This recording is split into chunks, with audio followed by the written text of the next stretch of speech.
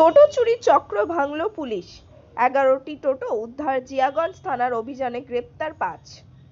গতকাল রাতে জিয়াগঞ্জ থানার একটি চাঞ্চল্যকর অভিযানে টোটো চুরির একটি সংঘবদ্ধ চক্রকে শনাক্ত করা হয়েছে।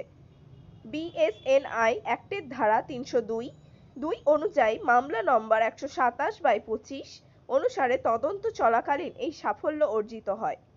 প্রাথমিকভাবে লালগোলা থানার বহরমপুর এলাকা থেকে মিঠুন শেখ ওরফে রাহুল পিতা রব্বানী শেখ নামের এক অভিযুক্তকে গ্রেপ্তার করে পুলিশ, যার জবানবন্দির ভিত্তিতে তদন্ত এগিয়ে নিয়ে গিয়ে আরও 4 জন অভিযুক্তকে চিহ্নিত করা হয়েছে।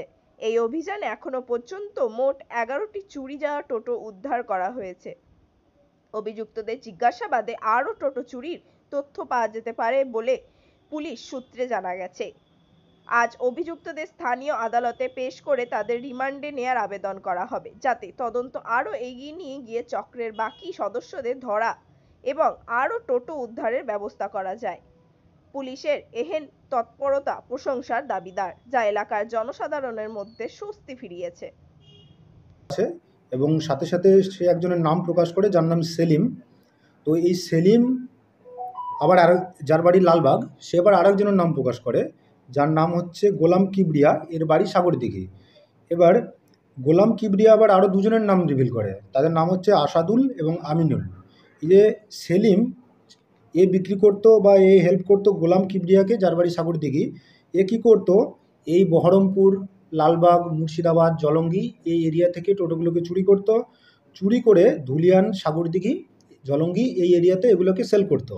সেল করার জন্য একে হেল্প করতো কে, আসাদুল এবং আমিনুল।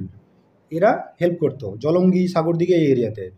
এবং আমরা এখনও অবধি টোটাল জলঙ্গি থেকে 9টা এবং লালগোলা থেকে 2টো, টোটাল 11টা এখনও অবধি রিকভার করেছি। আমাদের টিম এখনও ফিল্ডে আছে, সেখানে আরও 4টে, জলঙ্গিতে এখনও আরও 4টে তারা পেয়েছে, সেগুলো নিয়ে আসছে। এবং আমরা এদেরকে ডিটেইন করেছি এবং পিসি রিমান্ডে পাঠিয়েছি 10 দিনের জন্য। এবং আশা করি এরপরে আরও অনেক বেশি টোটো আমরা রিকভার করতে পারবো। এবং এরা নিজেরাই স্বীকার করেছে যে মোর দেন 40 বা 50, ইভেন এরা নিজেরাই সংখ্যা বলতে পারছে না, তো মোর দেন 40 or 50 এরা চুরি করেছে এখন অবধি এরা জানাচ্ছে।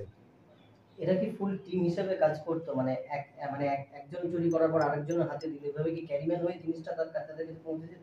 এটা অবশ্যই বললাম যে এটা একটা র্যাকেট, একটা মানে অর্গানাইজড ক্রাইমের মতন। এটা একটা র্যাকেট সিস্টেম, চেইন সিস্টেমে কাজ করতো। কেউ হেল্প করতো, কেউ ইনফরমেশন দিত, কেউ হয়তো আশেপাশে এরিয়া দেখতো, কেউ হয়তো একজনকে সেল করতো, সেই চ্যানেল সিস্টেমে গিয়ে এটা আলটিমেট একটা ডিসপোজ হতো। এরা মূলত কোন টোটোগুলোকে নিশানা করতো? টোটো বলতে এর আগে অবধি যে টোটোগুলো ছিল সেগুলো তো নাম্বারিং সিস্টেম প্রপারলি ছিল না।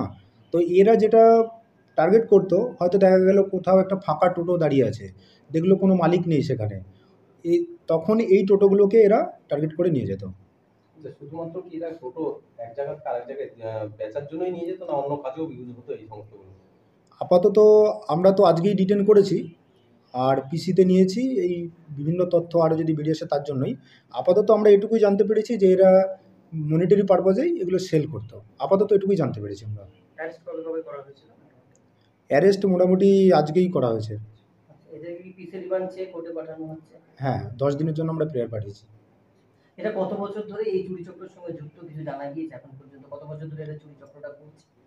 আপাতত আমি বললাম যেটা 4 এপ্রিল তো আমাদের কাছে ফার্স্ট এই থানার আন্ডারে কেস রেজিস্টার হয়। তো কেসের নাম্বার হচ্ছে 127/25।